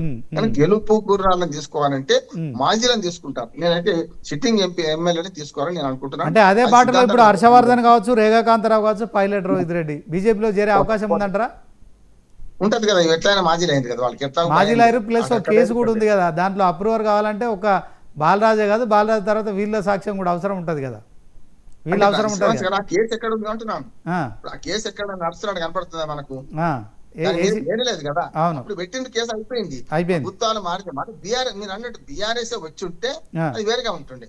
బీఆర్ఎస్ పార్టీ మన అధికారంలోకి వస్తే వీళ్ళు పార్టీ మారకపోయేవాళ్ళు కాదు కదా, ఇదే గువ్వల వల్ల 3వ సారి గెలిచేవాడు కదా. ఉదాహరణ చెప్తున్నాను, అంటే ఇట్లాంటి సీట్లు అంటే బీఆర్ఎస్ అప్పుడు ప్రయోగించిన ఈ నలుగురిని మరొకసారి బీఆర్ఎస్ మీద ప్రయోగించడానికి బీజేపీ సిద్ధమవుతుంది, అంతే కదా సార్? నైతికంగా ఉంటది. ఇప్పుడు మోరల్ గా వీక్ చేయడానికి, మైండ్ గేమ్ ఆడడానికి ఖచ్చితంగా అనుకొస్తుంది. ఎందుకంటే రాదు, ఆనాడు మీ పార్టీని రక్షించిన బాలరాజు మేము తీసుకున్నాం ఇవాళ అని ఆట. ఇప్పుడు చెస్ గేమ్ లాంటిది ఇది. ఇవరు ఒక ఎత్తేస్తున్నారు, ఈ ఎత్తు పనికొస్తుందా లేదా అనేది రేపు రాజకీయాల్లో వెంటనే నొప్పి తెలవదు. దెబ్బతాకినట్టు నొప్పి వెంటనే తెలవాలంటే రాజకీయాల్లో కూడా ఈ పరిణామాలను ఒక 6 నెలలకు 1 ఇయర్కు అంచనా వేయచ్చు. రేపు ఇదే బాలరాజు నాకు పార్టీలకు పోయినా నాకు ఏం గావించలేదు, బయటకు వస్తానని కూడా అనొచ్చు. చూస్తున్నాం కదా, ఇప్పుడు 10 మంది కాంగ్రెస్ లో పోయిన వాళ్ళు ఏమంటున్నారు, నేను పార్టీ మారలేదు అనుకున్నారు. ఇద్దరు తప్ప, ఇద్దరికే మెడ మీద కత్తి వేలాడుతుంది గట్టిగా. మిగతా వాళ్ళని ఏమంటే మేము ఇందులో ఉన్నా అంటున్నారు. ఉంటే మరి జెండా ఎందుకు ఎగరేస్తలేరు కదా. అందుకని చెప్తున్నాను, ఇవన్నీ అవకాశవాద రాజకీయాలకు పరాకాష్ట. అన్ని పార్టీలు తిలాపాపం తలా పెట్టారు, అన్ని పార్టీలు కూడా పాటిస్తున్నాయి. ఫిరాయింపులకు బలిగినప్పుడేమో ఆక్రోశిస్తున్నాయి, ఫిరాయింపులకు తీసుకున్నప్పుడేమో మేమే షేర్కాలం అంటున్నాయి. రామ్మోహన్ రావు గారు, అన్ని పార్టీలు వంశాతిలక్ గారితో మాట్లాడారు. బయట నుంచి వచ్చిన బీజేపీ వాళ్ళను మీరు పార్టీలోకి తీసుకుంటున్నారు, కానీ దాంట్లో మొదటి నుంచి ఉన్న బీజేపీ నాయకులకు మాత్రమే మీరు గుర్తింపిస్తున్నారు, పదవులైనా ఏదైనా వాళ్ళకు విలువిస్తున్నారు, అంతే తప్ప బయట నుంచి వచ్చిన వాళ్ళకు మీరు విలువ ఇవ్వట్లేదు. ఈటల రాజేందర్ది అదే పరిస్థితి, ఇప్పుడు బాలరాజు అదే పరిస్థితి. ఇట్లాంటి మెసేజ్ ఉన్న తర్వాత మీకు నిజంగానే వస్తే మరి ఎన్ రామచంద్రరావు గారు చెప్పినట్టుగా హర్షవర్ధన్, రేఖాకాంతరావు, పైలట్ రోహిత్ రెడ్డి వీళ్ళు 3 మాత్రమే వస్తారు కావచ్చు, సిట్టింగ్ ఎమ్మెల్యేలు మీ పార్టీలోకి వస్తారని రామచంద్రరావు గారు చెప్తున్నారు. వాస్తవానికి ఇట్లాంటి అభిప్రాయం అయితే ఇప్పుడు ఈ మధ్య కాలంలో మనం చూసినాం, బీజేపీ రాష్ట్ర అధ్యక్ష పదవి కోసం ఈటల రాజేందర్ సీరియస్గా ఫైట్ చేసిరు. ఆయన కొంత బలగా ఉంది, క్యాడర్ ఉంది, తర్వాత ఒక సీనియారిటీ ఉంది. ఒక 25 సంవత్సరాల నుంచి ఆయన 7 సార్లు ఎమ్మెల్యే గెలిచిండు, 2 సార్లు మంత్రి చేసిండు. బీజేపీలో కూడా మీరు జాతీయ కార్యవర్గ సభ్యుల కింద చేసిరు, దాంట్లో ఓకే. కానీ బయట నుంచి వచ్చిన వాళ్ళకు బీజేపీలో పూర్తిగా ఏ అధికారాలు ఉండవు, ఏ గౌరవం ఉండదు. కొంత మీరు బయటి వారి లెక్కన చూస్తున్నారు, నిజమేనా? అది అంతవరకు అనడం కరెక్ట్ కాదు. ఈటెల రాజేందర్ గారు ముఖ్యంగా, నేను కంటోన్మెంట్లో పోటీ చేసిన దగ్గర ఈటెల రాజేందర్ గారు ఎంపీగా ఉన్నారు అక్కడ. ఆయన ఆయనకు ఉన్నటువంటి ప్రాధాన్యత ఉమ్, చాలా తక్కువ మందికి తెలుసును. ఉమ్, ఇప్పుడు అధ్యక్ష పదవికి చాలామంది పోటీ చేస్తారండి, తప్పులేదు. ఉమ్, అధ్యక్ష పదవి అల్టిమేట్లీ అక్కడ పార్టీ నిర్ణయిస్తుంది. ఉమ్, ఈటెల రాజేందర్ గారు తను స్వయంగా కూడా చెప్పిన మాట ఏంటంటే పార్టీ నిర్ణయానికి నేను శిరసావిస్తున్నానని చెప్పారు. ఉమ్, ఇప్పుడు ఈటెల రాజేందర్ గారికి ప్రాధాన్యత తగ్గిపోయిందంటే రాను రాను రోజుల్లో ఇప్పుడు బలహీన వర్గాలకి ముఖ్యమంత్రి అని చెప్పారు. ఉమ్, ఈటెల రాజేందర్ గారు ఒక ప్రధాన పోటీదారుడు ముఖ్యమంత్రి పదవికి. ఉమ్, ఇప్పుడు ఒక కిషన్ రెడ్డి గారికి ఇచ్చిన తర్వాత ఒక రామచంద్రరావు గారికి ఇచ్చారంటే ఒక బీసీ ముఖ్యమంత్రి పదవి దానికి ఒక దారి క్లియర్ అయినట్టే కదా. సో ఈటెల రాజేందర్ గారు ఆ దిశలో మరి ఇప్పుడు ఆ ప్రయాణిస్తున్నారు. బండి సంజయ్ మధ్యలోను ఈటెల రాజేందర్ మధ్య పంచాయతీ ఎందుకు వచ్చింది? వాళ్ళు ఒకరినొకరిని పరోక్షంగా దూయించుకోవడం బహిరంగంగా ఎట్లా చూస్తారు ఇది బీజేపీ పార్టీలో? బీజేపీ పార్టీలో సైద్ధాంతపరంగా ఉన్నటువంటి మాట తప్పకుండా వాస్తవం. బండారు రామ్మోహన్ గారు చెప్పారు, అది లోకమెరిగినటువంటి విషయం. తను క్లియర్గా చెప్తున్నారు. ఏమన్నారంటే ఆయన బీజేపీ పార్టీలో చేరాలంటే రిజైన్ చేస్తే కానీ తీసుకోరు, కాంగ్రెస్ పార్టీ లాగా కాదు. అవును. ధన్యవాదాలు రామ్మోహన్ రావు గారికి దాన్ని గుర్తించేందుకు, ప్రజల ముందర పెట్టినందుకు. మీరు చెప్పారు, ఆయన చెప్పిండు. అదే సంతోషం. ఎందుకంటే ఇప్పుడు దాంతో ఏమొరుతుంది అన్నారు. సిట్టింగ్ వాళ్ళు వస్తే ఏమొరుతుంది, వాళ్ళకి ఏమొస్తుంది? సిట్టింగ్ వాళ్ళు రిజైన్ చేసి వస్తే బై ఎలక్షన్స్ వస్తాయి కదా. అవును. మరి బై ఎలక్షన్స్ వస్తే దాంట్లో బీజేపీ గెలిస్తే అది పాజిటివ్ అవుతుంది కదా. సో ఆ యాంగిల్లో మీరు కూడా ఖచ్చితంగా గమనించాలి. మీరు అనలిస్టు, మీరు కూడా దాన్ని ఆలోచించుకోవాల్సిన అవసరం ఉంటుంది. సో ఆ పరిస్థితి రాబోతున్నది. అక్కడ పోయిన 10 మంది దగ్గర కూడా కొందరికి బై ఎలక్షన్ రాబోతున్నది. ఇక్కడ నుంచి సిట్టింగ్ ఎమ్మెల్యే జాయిన్ అయ్యి రిజైన్ చేసి వస్తే కూడా బై ఎలక్షన్ రాబోతుంది. మొత్తం గాలి మారేటటువంటి పరిస్థితి. సార్ మీరు మాట్లాడినప్పుడు నేను మాట్లాడలేదు, దయచేసి. మీరు ఎంతసేపు మాట్లాడినారు, మీరు పెద్దవారు, దయచేసి మాకు అవకాశం ఇవ్వాలి. అయితే రామ్మోహన్ గారు ఒక నిమిషం మీరు ఆగండి. ఒకటే మాట, మీరు తప్పర్థం చేసుకున్నారు. మీ పార్టీలో చేరితే ఏమొస్తాండే, నేను కాంగ్రెస్ లో పోయిన సిట్టింగ్ లో దిక్కు లేదు, ఆడికి పోతే ఏమొస్తానా? మీరు మాత్రం ఖచ్చితంగా రిజైన్ చేస్తేనే తీసుకుంటారు. రామచంద్రరావు గారి మాటలో అందుకే ధన్యవాదాలు చెప్పినా సార్. అట్లా అది రామచంద్రరావు గారు కాదు, గతంలో ఎవరు మాట్లాడినా అదే, మా పార్టీలోకి రావాలంటే రాజీనామా చేసి రావాలి. మన బీఆర్ఎస్ నుంచి కాంగ్రెస్ పోయినట్టు, కాంగ్రెస్ నుంచి బీఆర్ఎస్ పోయినట్టు పార్టీ కండవ మార్చుకుంటే సరిపోదని చెప్పారు. ఓకే, చెప్పండి. మామూలు రాజకీయాలకి అంటే ఇప్పుడు మామూలుగా తెలంగాణలో 1-2 ఉప ఎన్నికలు లేవు ఇప్పుడు. అంటే కేవలం జూబ్లీహిల్స్ ఉప ఎన్నిక ఒకటి కాదు, మీ పార్టీలోకి వచ్చే 5 తర్వాత రాజాసింగ్ పరిస్థితి ఏంటండి? రాజాసింగ్ బీజేపీలో ఉన్నట్ట ఏంటిది? ఆయన పార్టీలో రాజాసింగ్ రిటర్న్ బ్యాక్ అని చాలా మంది చెప్తున్నారు కదా. రాజాసింగ్ ఎటువంటి పరిస్థితుల్లో బీజేపీ నుంచి దూరం కారండి. ఆయన ఏమన్నారు, కార్యకర్తలు ఎవరైతే ఉన్నారో కార్యకర్తలు మాత్రం సక్రమంగా పనిచేస్తున్నారు. కొంత ఆక్రోశం, ప్రజాస్వామ్యం ఉంటుంది, మాట్లాడుకుంటారు. వంశాతిల గారు, మీరు కనీసం రాజాసింగ్నే కాపాడుకోలేకపోతున్నారు. మీకు కొత్తగా ఇంకో 5 ఎమ్మెల్యేలు రాజీనామా చేసి వస్తే మీరు ఏం మద్దతు చెప్తారు? రాజాసింగ్ గారు ఎక్కడికి పోలేదండి. Raja Singh is return. ఏమంటారు రామ్మోహన్ గారు? దాంట్లో ఎటువంటి అనుమానం లేదు. అవునా కదా, ఒక రాజాసింగ్ ను కాపాడు. రాజాసింగ్ గారికి యోగి ఆదిత్యనాథ్ గారు ఆవేశంగా ఆయన ఒక యోగి ఆదిత్యనాథ్ రాజీనామా చేసిన కాగితం పరిస్థితి లేదు. రాజీనామా చేసిన కాగితం ఇస్తే వీళ్ళు యాక్సెప్ట్ చేస్తారా అండి? రాజాసింగ్ పాపం 3 సార్లు ఎమ్మెల్యే గెలిచిండు. అవసరం లేదు సార్. ఆయన ఏ గుడి పక్షి ఆ గుడికే చేరుకుంటది, సమస్య లేదు. గతంలో ఆయన సస్పెండ్ చేసినాడు, మిత్రులందరూ పోయి 10 మినిట్ మళ్ళీ మా పార్టీలో ఉండమన్నారు. ఆయన కట్టని హిందూ వాటి, అంటే బీజేపీ లాగా కొంచెం సాఫ్ట్ రాజకీయాలు చేస్తలేరు అంతే తేడా. కనుక బీజేపీ వాళ్ళు కూడా చాలా మంది రూపాయకారుగా ఆయన పంపించేది లేకుండా సస్పెండ్ చేసినప్పుడు అన్నారు. ఇప్పుడు ఆయన రాజీనామా చేసేది లేకుండా రేపు మళ్ళీ ఇక్కడికి వచ్చి తీసుకుంటాం ఆయన కూడా అన్నాడు కదా. నేను ఎటు పోతా, నా ఇదే పార్టీ నాది, ఎటు పోతా, దీనిలో మళ్ళీ పోటీ చేసి దీనిలో ఉంటాను ఆయన కూడా అన్నాడు. కనుక రాయలసీమ విషయంలో అనుమానం లేదు, వచ్చేటోళ్ళ విషయంలో అనుమానం అంటున్నాడు. వచ్చేటోళ్ళు మాత్రం రాజీనామా చేసి ఇప్పుడు ఉన్నోళ్ళని కాపాడుకుంటారు. మీరు రాజీనామా చేసేస్తే మీరు ఏం కాపాడుకుంటారు? కాపాడుకుంటామని చెప్పారు. ఉన్నోళ్ళని కాదు, వచ్చేవాళ్ళు కూడా అందరినీ కాపాడుకుంటున్నాం. ఈటల రాజేందర్ ఇబ్బందులు పడుతున్నట్టు ప్రచారం జరుగుతోంది. పార్టీలో ఉండలేక మింగలేక కక్కలేక అన్నట్టు వైపు హుజరాబాద్లో పోయి మీ బండి సంజయ్ పోయి అక్కడ కేవలం మోడీ బొమ్మ అదే అంతా బాగానే మాట్లాడుతున్నారు. కానీ ఈటల రాజేందర్ అనే వ్యక్తి హుజరాబాద్లో కమలాపూర్లో 2002 సంవత్సరం నుంచి ఎమ్మెల్యే అండి. అక్కడ ఆయనకు స్థానికంగా కావచ్చు, ఎమ్మెల్యేగా మీ పార్టీకి ఫస్ట్ 2వ ఉప ఎన్నికలు జరిగిన దాంట్లో మీ పార్టీ నిలబెట్టిండు. అప్పుడు అంతకుముందు 2018 మీకు వచ్చిన ఓట్లు కేవలం 2500 ఓట్లు హుజరాబాద్లో. అట్లాంటి దాన్ని ఆయన 25,000 మెజార్టీ చూపెట్టిండు. దాంట్లో బీఆర్ఎస్ పార్టీ అధికారంలో ఉన్నది. అలాంటి ఈటల రాజేందర్ను కూడా పూర్తి స్థాయిలో మరి అధ్యక్ష రేసులో ఉన్న వ్యక్తి రాజేందర్ కావచ్చు, రాజాసింగ్ కావచ్చు, వీళ్ళిద్దరు కూడా ఆయనేమో రాజీనామా చేసిండు, ఏదో ఆవేశంగా చేసిండు. అది కిషన్ రెడ్డికి ఇచ్చారు, కిషన్ రెడ్డి గారు అధిష్టానం పంపారు, అది ఆమోదించారు. ఓకే, ఈ అసంతృప్తుల మధ్య మీరు రేపు పొద్దున అధికారంలోకి వస్తున్నారు, మీరు కలుపుకుపోవాలి. కానీ ఉన్న పార్టీలనే మీరు కేంద్ర హోంశాఖ సహాయ మంత్రిగా ఉన్న బండి సంజయ్, మరి ఆయన జాతీయ ప్రధాన కార్యదర్శి ఇట్లాంటి వ్యవస్థలో ఒక కాన్స్టిట్యున్సీ కాదు, అతను రాష్ట్రం మొత్తం శాసించే పరిస్థితిలో ఉన్నాడు. బీజేపీ రాష్ట్ర అధ్యక్షులు చేశారు 5 సార్లు ప్రజా సంగ్రామ యాత్రలతో. మరి బీజేపీ పార్టీ ఎక్కడో ఉన్నదని అక్కడికి లేపిన వ్యక్తి, అలాంటి వ్యక్తి ఇప్పుడున్న పరిస్థితుల్లో స్థానిక సంస్థల ఎన్నికలు వస్తున్నాయి, కాంగ్రెస్ పట్ల కొంత 20 నెలల్లో వ్యతిరేకత ఉందని మరి బీజేపీ బీఆర్ఎస్ రెండు ఆరోపిస్తున్నాయి. ఇదే సందర్భంలో మీ బలం పెంచుకోవాలి. కానీ బలం పెంచుకోకుండా మీరు కేవలం ఇట్లాంటి బాలరాజు లాంటి వాళ్ళని మాజీ ఎమ్మెల్యేలు తీసుకుంటే మీ పార్టీ సైద్ధాంతికాలు ఏమవుతున్నాయి? దీంట్లో కేవలం ఇదేదో ఆ కేసులు ఉన్నాయి, అప్పుడు మా మీద కొంత బురద పడింది, ఆ బురద కట్టుకోవడానికి ఇట్లాంటి అప్రూవర్లను తీసుకుంటున్నారని ప్రచారం జరుగుతుంది. నిజమేనా?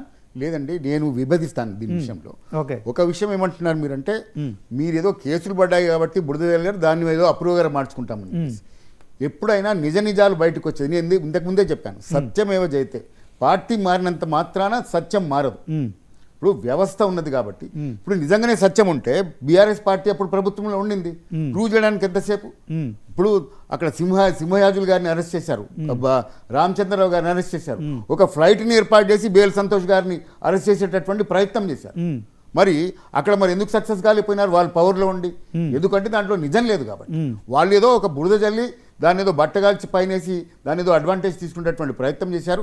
అది కూడా ఫోన్ ట్యాపింగ్ ద్వారా ఏదో కొంచెం ఇన్ఫర్మేషన్. ఇప్పుడు అచ్చంపేట మాజీ ఎమ్మెల్యే బాలరాజుని ఎందుకు తీసుకున్నారు చెప్పండి? అచ్చంపేట బాలరాజు గారిని తీసుకోవడానికి మీరు అనుకున్నటువంటి కోణం నేను చెప్పడం ఏంటంటే, నేను చెప్తాను. ముఖ్యంగా బీఆర్ఎస్ పార్టీలో ఇందాక మా పావని గారు చెప్పింది ఏంటంటే, ఎవరైతే రాజకీయ గురువులు ఇప్పుడు నేర్పించారో ఆ తల్లి పాలు తాగినటువంటి రొమ్ము గుద్దినటువంటి వ్యక్తి అని చెప్తున్నారు. నేను దాన్ని విభేదిస్తున్నా. ఎందుకు విభేదిస్తున్నా అంటే, మరి మీ పార్టీలో ఉన్నటువంటి ఆర్ఎస్ ప్రవీణ్ కుమార్ గారు ఉన్నారు కదా, ఒక పార్టీ బీఎస్పీ పార్టీకి అధ్యక్షుడు ఆయన. మరి మాయావతి గారిని ఆయన ఇక్కడ మాయావతి గారు వచ్చి మన ఆర్ఎస్ ప్రవీణ్ కుమార్ గారు ముఖ్యమంత్రి అభ్యర్థి అన్నారు. అంతకంటే ఏముంటదండి? మరి ఆర్ఎస్ ప్రవీణ్ కుమార్ గారు అక్కడ పాలు తాగినటువంటి రొమ్మును గుద్ది మీ దగ్గరికి రాలేదా? మరి ఆయన్ని సమర్థించడం లేదా మీరు? మరి అటువంటి వ్యక్తిని మీరు చేర్చుకొని గోరబాలరాజు వ్యతిరేకంగా మాట్లాడడం ఎంతవరకు కరెక్ట్? ఒక్క నిమిషం మీరు ఆగండి. పావని గారు చెప్పండి. మాయావతి గారిని ఏమన్నా ఆర్ఎస్ ప్రవీణ్ కుమార్ గారు బీఆర్ఎస్ పార్టీలో చేరంగానే తిట్టిండ్రా అండి? కన్నా దూషించిండ్రా? ఈ రోజు గువ్వల బాలరాజు ఏమంటారండి? కేటీఆర్ నాకంటే చిన్నోడు, అనుభవంలా నాకంటే అనుభవం తక్కువ. 6 నెలలు కానీ సంవత్సరం కానీ పెద్దోడు అన్నాడు. ఆగండి. కేసీఆర్ కి మేమే సీఎం పదవి భిక్షమేసినాం, మాకేం కేసీఆర్ చేయలేదని మాటలు మాట్లాడారు. అవునండి, ఆయన భిక్షమేషన్ అంటే రివర్స్ మాట్లాడండి. ఆర్ఎస్ ప్రవీణ్ కుమార్ గారు మాయావతి గారిని ఒక్క మాట కూడా అనలేదు. ఆర్ఎస్ ప్రవీణ్ కుమార్ గారు బీఆర్ఎస్ పార్టీ అధికారం కోల్పోయిన తర్వాత ఆయన రావడం జరిగింది పార్టీలకు. ఏదో కేంద్రంలో అధికారంలో ఉన్నది బీఆర్ఎస్ పార్టీ, రాష్ట్రంలో అధికారంలో ఉన్నది బీఆర్ఎస్ పార్టీ, రేపు నాకు భవిష్యత్తు ఉంటది, నాకేదన్నా పదవిస్తారు అనైతే ఆర్ఎస్ ప్రవీణ్ కుమార్ గారు రాలేదండి. బీజేపీ ఏంటిది అనేది దేశం అంతా తెలిసింది. బీజేపీ అనేది దేశంలో మునుగబోయే పార్టీ. అసలు బీజేపీలకు గువ్వల బాలరాజు ఎందుకు పోయిండు? 10 నవోదయ విశ్వవిద్యాలయాల కోసం వేయండా, తెలంగాణ కోసం?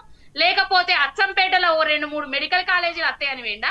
లేకపోతే అచ్చంపేటలో ఏమన్నా ఫ్యాక్టరీలు పెట్టాలి, బీజేపీ వాళ్ళు ఇక్కడ సంస్థలను నిర్మించాలి, ఉద్యోగావకాశాలు రావాలి, 2 కోట్ల ఉద్యోగాలు సంవత్సరానికి బీజేపీ పార్టీ ఇస్తారన్నది, 1 కోటి ఒక 10,000 ఉద్యోగాలన్నా అచ్చంపేటలో తీసుకురావడానికి ఏమన్నా వేయండా?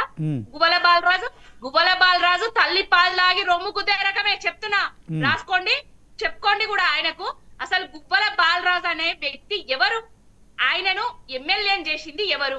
ఏం మాట్లాడుతున్నారు అసలు? బీజేపీకి కాంగ్రెస్ కు అసలు పార్టీలకు ఏమన్నా కొంచెం సిగ్గు శరం ఏమన్నా ఉన్నదా అండి? ఏంది రాజకీయాలను భ్రష్టు పట్టిస్తున్నారు? మీకు అసలు యువత రాజకీయాలకు రావాలని చెప్తారు. వచ్చిన యువకులు ఏం నేర్చుకుంటారు మీ దగ్గర నుంచి? దేశం కోసం, ధర్మం కోసం పార్టీలు మార్చుకుంటానం, వాషింగ్ పౌడర్ నిర్మాణం చేసుకుంటానం, పార్టీలకు రాకపోతే కేసులు వేస్తాం, రేపు మా పార్టీ మనుగడ కోసం, మా మీద పడ్డ కేసుల కోసం తుడుచుకోవడానికే మీ పార్టీలు మార్చుకుంటాను అని చెప్పబోతారా? బీజేపీ తెలంగాణకి ఏం చేసింది? బీజేపీ తెలంగాణ ఇయ్యాలని కొట్లాడిందా? పాపం ఆమె సుష్మా స్వరాజ్ గారు తప్ప తల్లిని చంపి బిడ్డను బతికించిండ్రని మోడీ గారే చెప్పిండ్రు కదా. మా తెలంగాణ ఏర్పాటును అగౌరవపరిచిరు కదా. బండి సంజయ్ ఎవరు? అసలు కేంద్ర మంత్రి, కార్పొరేటర్ నుంచి వెళ్ళి కేంద్ర మంత్రి అయిండు. రోజు గుడ్డలు తడి బట్టలతోటి గుళ్ళకస్తావా, లేకపోతే మసీలు దవుతావా, శివాలు వెళ్తాయా అనే రాజకీయాలు తప్ప పిల్లల భవిష్యత్తు గురించో, లేకపోతే ఉద్యోగాల గురించో, ఆయన కేంద్ర మంత్రిగా ఉండి కూడా ఏమన్నా తట్టెడు మట్టో రూపాయి పని కరీంనగర్ కి ఏమన్నా చేసిండా అండి? ట్రిపుల్ ఐటీ ఎటు పోయిందండి? కరీంనగర్ కి రావాల్సిన ట్రిపుల్ ఐటీ ఒక్క రోజన్నా మాట్లాడిండా అండి?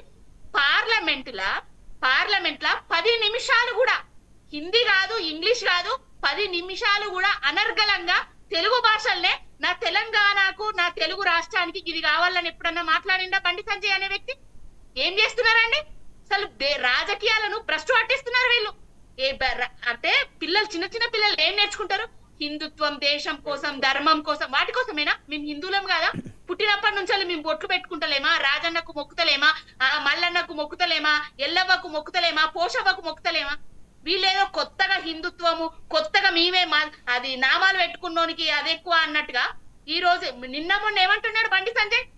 మళ్ళా కవే పిచ్చి కూతలు. మీ అవ్వని తీసుకొస్తావా, మీ అయ్యని తీసుకొస్తావా, మీ భార్యని తీసుకొస్తావా, గుళ్ళెకత్తావా? ఇవా రాజకీయాలు? దేనికోసం? గుళ్ళెకత్తావా? ఒక నిమిషం పావని గారు, మీరు ఆగండి. గుళ్ళెకత్తావా బండి సంజయ్? నువ్వు కరీంనగర్ కు తట్టెడు మట్టి ఎత్తలేదు అని నేను చెప్తానా బండి సంజయ్ ని? గుళ్ళెకత్తావా? కరీంనగర్ కి నీ ఆస్తులు భార్య పుస్తల తాడు అమ్ముకొని రాజకీయాలకు వచ్చినా నేను పోటీ చేస్తానా నేను అని అన్న బండి సంజయ్ ఆస్తులు అప్పుడు ఎన్ని ఉన్నాయి, ఇప్పుడు ఎన్ని ఉన్నాయి అని నేను చెప్తున్నా. మరి గుళ్ళెకస్తావా? తడి బట్టలతోటి ఏ గుడికి వస్తావో చెప్పు. కరీంనగర్ గిద్ద పెరవన్ల స్వామి గుడికి వస్తావా? లేకపోతే కరీంనగర్ లో ఉన్న అమ్మ గుడికి వస్తావా? లేకపోతే నువ్వు కట్టించినా అని చెప్పుకుంటున్నావు చూడు, ఆ అమ్మవారి గుడికి వస్తావా? ఏ గుడికి వస్తావు? లేకపోతే ఎములాడ రాజన్న సాక్షిగా రాజన్న గుడికి వచ్చి చెప్తావా నీ ఆస్తులు ఎన్నున్నాయి, అప్పుడు ఎన్నుండే ఆస్తులు, నీ ఆస్తులు ఇప్పుడు ఎన్నున్నాయి? బండి సంజయ్ చెప్పు. ఓకే, ఒక నిమిషం చెప్పండి వంశతిల గారు. హరీష్ రావు గారు, మీరు టాపిక్ ఎవరెత్తిన గారు చెప్తాను. చాలా మంది చెప్తారు హరీష్ రావు గారు ల్యాంబ్రెట్టా మీద తిరిగేటటువంటి వారు, హవాయి చెప్పులు వేసుకొని తిరిగినటువంటి వారు. ఇవాళ సార్ నేను మీరు మాట్లాడేటప్పుడు నేను మాట్లాడలేదు, మీరు మాట్లాడద్దమ్మా, మీరు మాట్లాడద్దు, మీరు మాట్లాడండి, మీరు మాట్లాడండి, మీకు మళ్ళీ మీకు టైం ఉంటుంది, మీరు ఆగండి. బీఆర్ఎస్ పార్టీలో ఉన్నటువంటి వాళ్ళు ఎంతమంది ఏ స్థాయి నుంచి ఏ స్థాయికి ఎదిగిందో మనం చెప్పమంటారా? పెద్ద లిస్ట్ ఉన్నది, ఎందుకు చెప్పలేము మనం? మీరు అట్లా మాట్లాడితే కరెక్ట్ కాదు. మీరు ఇక్కడ గువ్వల బాలరాజు దగ్గర నుంచి టాపిక్ తీసుకుపోయి బండి సంజయ్ ఏదో ఛాలెంజ్ చేస్తున్నారు. తప్పకుండా బండి సంజయ్ మీ ఛాలెంజ్ యాక్సెప్ట్ చేస్తాడు. బండి సంజయ్ కార్పొరేటర్ దగ్గర నుంచి ఎంపీ గెలిచినట్టే ఊరికేం గెలవలేదు. దేశం కోసం, ధర్మం కోసం ప్రాణాలు ఇచ్చేటటువంటి పార్టీ. ఏదో బొట్టులు పెట్టుకొని, నామాలు పెట్టుకొని ధర్మానికి, దేశానికి నామాలు పెట్టేటటువంటి పార్టీ కాదు. మీరు దయచేసి అమ్మా, నేను మాట్లాడిన తర్వాత మీరు మాట్లాడేటప్పుడు నేను మాట్లాడండి. మీరు ఆగండి పవన్ గారు, మీరు ఆగండి, మీరు మాట్లాడండి. ఇప్పుడు ఎట్లా మాట్లాడుతున్నారు? దేశం కోసం, ధర్మం కోసం. ముస్లిం రిజర్వేషన్ తీసుకొచ్చిన పార్టీ ఏదండి? ఇప్పుడు హిందూగాళ్ళు, బొందుగాలు అన్నది ఎవరండి? కేసీఆర్ గారు. ఎక్కడన్నా మీరు హిందూ మతం బొట్టు పెట్టుకుంటే సరిపోతుందా? ఎంతమంది ఇప్పుడు నెహ్రూ గారు ఉన్నారు, నేను ఐఎమ్ యాక్సిడెంటల్ హిందూ అంటాడు. మొత్తం హిందుత్వాన్ని నాశనం చేసిందే నెహ్రూ ఫ్యామిలీ. అందరికి అటువంటి హిందువులు మాకు అవసరం లేదు. దేశం కోసం, ధర్మం కోసం ప్రాణం ఇచ్చేటటువంటి హిందుత్వం కావాలి. నేను ఒక ఆర్ఎస్ఎస్ కార్యకర్తని, మీకు తెలియదు బహుశా పావని గౌడ్ గారు, నేను కూడా బీఆర్ఎస్ పార్టీలో పనిచేసిన. మీకు గువ్వల బాలరాజు గారు ఒక దళితుని గురించి మీరు ఒక అగ్రవర్ణం మాట్లాడితేనే అట్లా మాట్లాడడానికి వీరుండదు. ఇంత దారుణంగా మాట్లాడడం ఏంటి గువ్వల బాలరాజు గారి గురించి? నేను మాట్లాడినండి మా, నా తర్వాత మీరు మాట్లాడే అవకాశం ఇస్తారు కదా. ఒకటే క్వశ్చన్, మొదలు మీరు ఇంతసేపు మాట్లాడితే మేము మాట్లాడలేదు. ఇప్పుడు గువ్వల బాలరాజు, నేను చెప్తున్నా, నేను బీఆర్ఎస్ పార్టీలో ఉన్నా. దళితులకి ఆయన ఏమన్నాడు? కేసీఆర్ గారు ఏమన్నారు? దళితులకు ముఖ్యమంత్రి ఇస్తాను, లేకపోతే నేను తల నరుకుంటాను, కాపలా కుక్కలాగా ఉంటాను. ఉన్నారా ఆయన? ఇప్పుడు 5 ఎకరాల భూమి ఆయన ప్రపోజ్ చేశారు. నేను పాలసీ మేకింగ్ లో కేఎస్ రత్నం గారి ఇంట్లో కాదు సార్, అక్కడ పాలసీ మేకింగ్ లో కేసీఆర్ గారు ప్రపోజ్ చేసింది 5 ఎకరాలు. మేము నమ్మలేదు.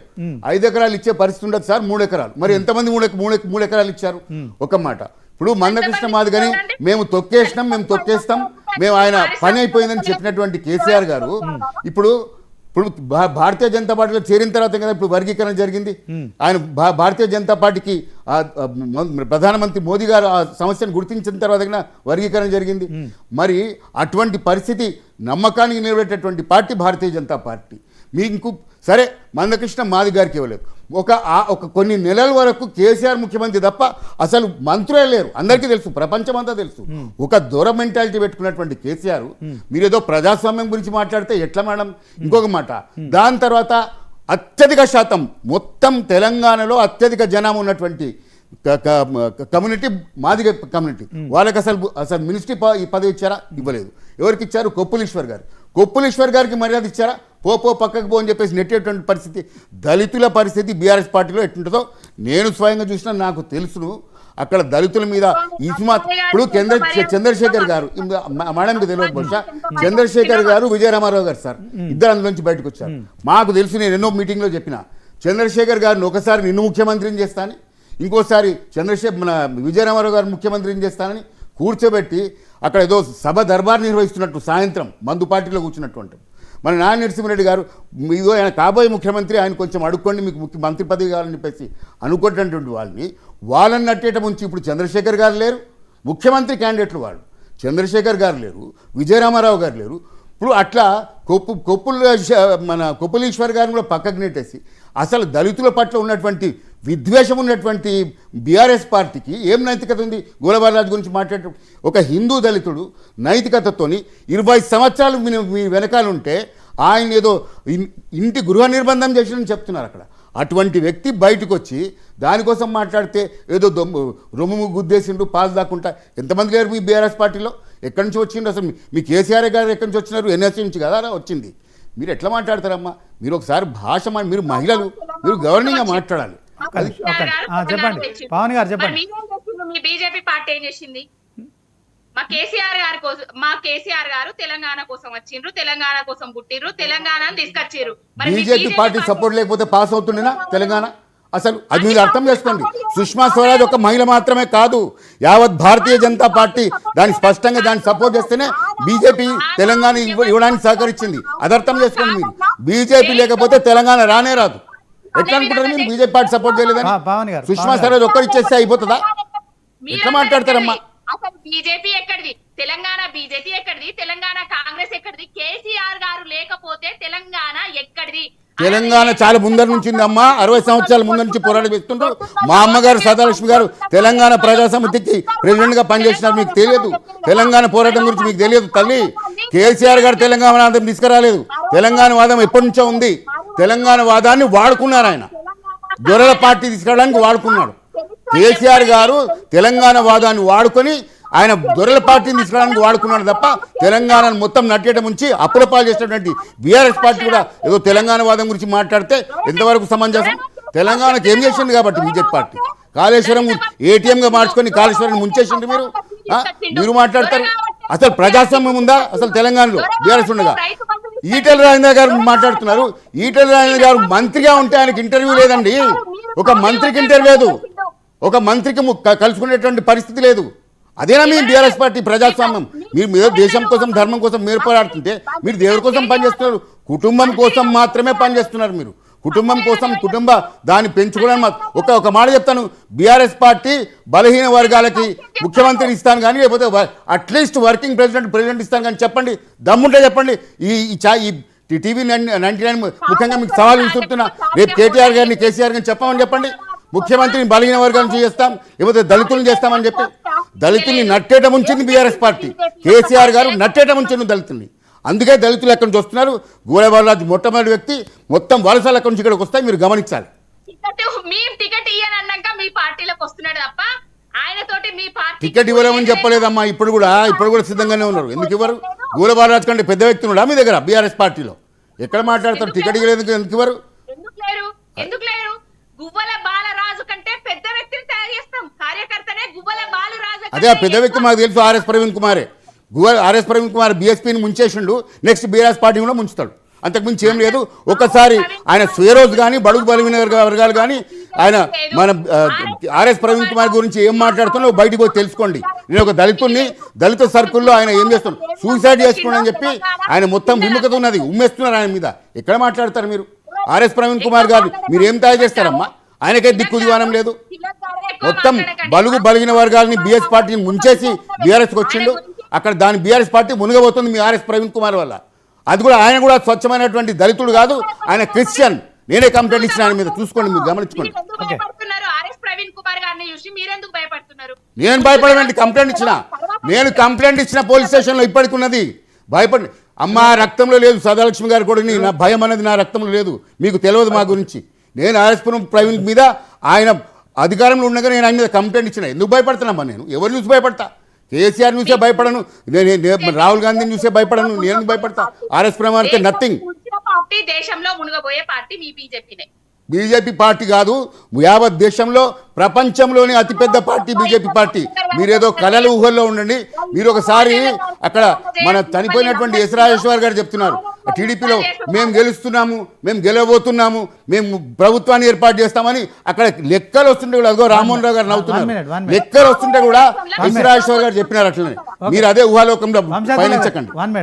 పవన్ గారు బీఆర్ఎస్ పార్టీ అతి త్వరలో బీజేపీలో విలీనం కాబోతుందని చెప్పి తీహార్ జైల్లో ఉన్నప్పుడు కవిత గారి దగ్గర ఈ ప్రతిపాదన వచ్చింది. ఆ ప్రతిపాదన నేను తిరస్కరించాను, అవసరం అనుకుంటే ఎమ్మెల్సీ పదవి కూడా రాజీనామా చేస్తాను, ఆ ప్రతిపాదన వద్దు, ఆ బీజేపీలో మనం మెర్జ్ కావద్దని చెప్పి ఆమె చెప్పడం కావచ్చు. తర్వాత మరి సీఎం రమేష్ కూడా ఈ మధ్య కాలంలో ఏపీ ఎంపీ ఆయన కూడా మాట్లాడడం కావచ్చు.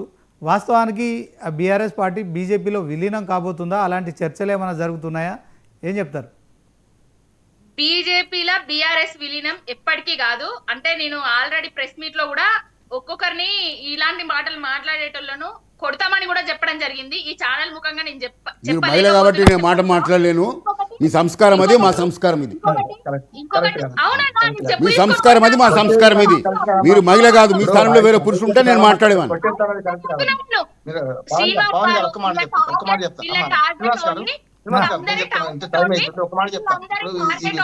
ఒక నిమిషం పవన్ గారు, మీరు ఒక నిమిషం ఆగండి, ఒక నిమిషం ఆగండి.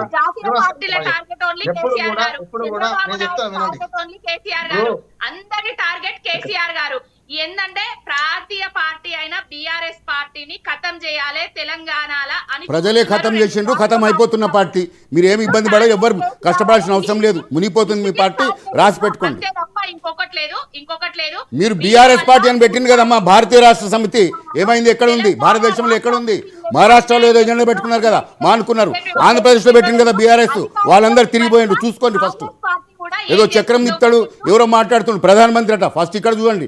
మీరు మీ ప్రధాన ప్రతిపక్ష పదవి ఉండి కూడా అసెంబ్లీకి రాలేటటువంటి కేసీఆర్ గారు ఎవరు భయపడుతుండ్రు? కేసీఆర్ భయపడుతున్నాడు. ఎందుకు అక్కడికి వస్తే ఫేస్ చేయనటువంటి కేసీఆర్ గురించి మీరు మాట్లాడతారా? అసెంబ్లీకి రమ్మని చెప్పండి, దమ్ముంటే ఫస్ట్ అసెంబ్లీకి వచ్చి మాట్లాడమని చెప్పండి, మాట్లాడమని చెప్పండి. కేసీఆర్ని అసెంబ్లీకి రప్పించండి. మీరు అందరు వచ్చి అక్కడ ఒత్తిడి చేయండి.